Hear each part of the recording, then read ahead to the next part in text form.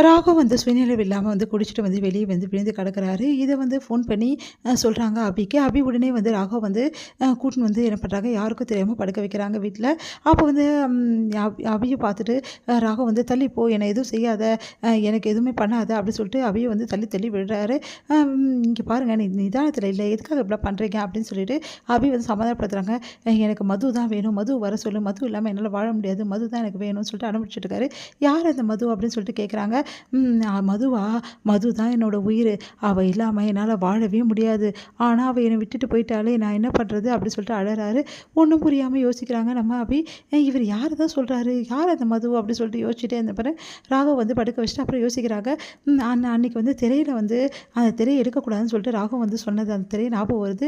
அந்த திரைய விலக்கி பார்த்தா தெரிஞ்சிடும் மது யாருன்னு சொல்லிட்டு, அப்டின்னு சொல்லிட்டு என்ன பண்றாங்க, அந்த திரைய போய் விலக்கி பார்க்குறாங்க. அப்போ வந்து அங்க ஒரு ஃபோட்டோ இருக்கு. அங்க பக்கத்துல ஒரு டைரியும் இருக்கு.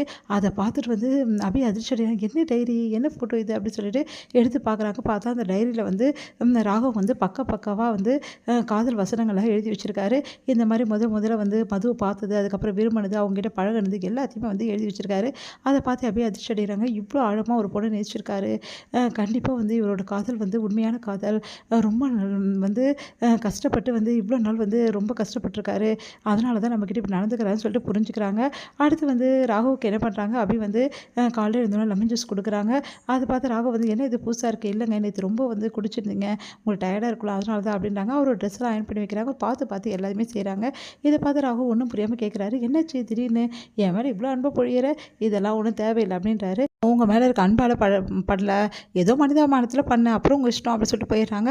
அடுத்து வந்து ராகு வந்து ஒண்ணும் புரியாம யோசிக்கிறாரு. "என்ன இவ வித்தியாசமா நடந்துக்கிறாளே, முன்ன மாரி இல்லையே" அப்படின்னு சொல்லிட்டு என்ன பண்றாங்க, அபி வந்து பாட்டிக்கிட்ட போறாங்க. "பாட்டி உங்ககிட்ட கொஞ்சம் பேசணும் பாட்டி" அப்படின்னோனே, "என்ன விஷயமா?" அப்படின்றாங்க. "இல்ல, ராகவ் வந்து அ ஒரு பேர சொல்லி மொனக்கிட்டே இருந்தார் நேத்து, மதுன்னு. அந்த மது யார் பாட்டி?" அப்படின்னோனே, "அப்படியே அமைதியா இருக்கேங்க. அது வேணாமா உனக்கு?" அப்படின்றாங்க. "இல்ல பாட்டி, எனக்கு ஓரளவு விஷயம் தெரியும். ஒரு டைரியில கொஞ்சம் படிச்சுட்டேன். அவர் ஒரு பொண்ண விரும்பியிருக்காரு. அந்த பொண்ணு பேர் தான் மது. அதெல்லாம் எனக்கு தெரியும். அதுக்கப்புறம் என்ன நடந்தது? ஏன் மதுவும் அவரும் சேரல?" அப்படின்னோனே, "விதிம்மா, விதியால தாம்மா சேரல" அப்படின்னோனே அதிர்ச்சி அடைகிறாங்க. "நீங்க என்ன பாட்டி சொல்றீங்க?" அப்படின்னோனே, "இந்த மாரி மது வந்து ஒரு நாள் சொல்லிட்டு போனா, இந்த மாரி எங்க வீட்ல சொல்லி சம்மதிச்சுட்டு நான் வரேன்னு சொல்லிட்டு, அதுக்கப்புறம் அவ வரவே வரல. அப்புறம் ஆக்சிடென்ட்ல அவ இறந்து போயிட்டா. அதனால தான் இவன் வந்து இந்த மாரி ஆயிட்டாம்மா. ரொம்ப கஷ்டப்பட்டான். அதுக்கப்புறம் அவன தேத்தி எடுத்துன்னு வரதுக்கு எனக்கு போதும்ன்னு ஆயிடுச்சு.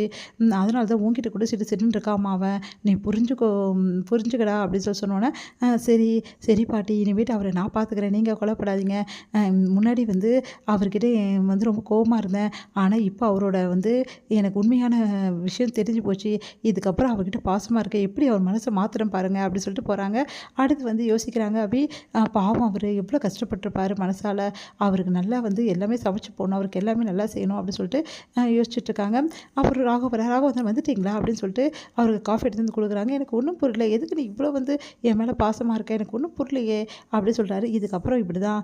இங்க பாருங்க, இவ்வளோ நாள் வரைக்கும் நீங்க என்ன வெறுத்தீங்க. ஆனா இதுக்கப்புறம் சொல்றேன், நீங்க என்ன வந்து நேசிப்பீங்க" அப்படின்னு அதிர்ச்சி அடைகிறாரு. "இங்க பாருங்க, இதுக்கப்புறம் உங்க மது நான் தானே, அதனால தான் எல்லாம் பண்ணிட்டுருக்கேன்" அப்படி சொல்லிட்டு மனசுல நெனச்சுக்கிறாங்க. மாற்றத்த கண்டு வந்து முரளிக்கு செம டென்ஷன் ஆகுது. இவ்வளோ நாள் வரைக்கும் எலியும் புலியுமா சண்டை போட்டுனாங்க. இப்போ என்னன்னா அபி வந்து கொஞ்சம் கொஞ்சமா வந்து ராகவ பக்கம் சாயிற மாதிரி இருக்கே. ஒரு வேளை ராகவ லவ் பண்றாளா? இது நடக்கவே கூடாது. கூடிய சீக்கிரம் ராகவும் அபியும் பிரியணும்னு சொல்லிட்டு இவ்வளோ ஏற்பாடு நான் பண்ணிட்டுருக்கேன். இங்க என்னன்னா ராகவுக்கு வந்து பார்த்து அபி எல்லா வேலையும் செய்றாளே. இது எங்க போய் முடியும்னு தெரியலையே அப்படி சொல்லிட்டு டென்ஷனா வராரு. முடியுது.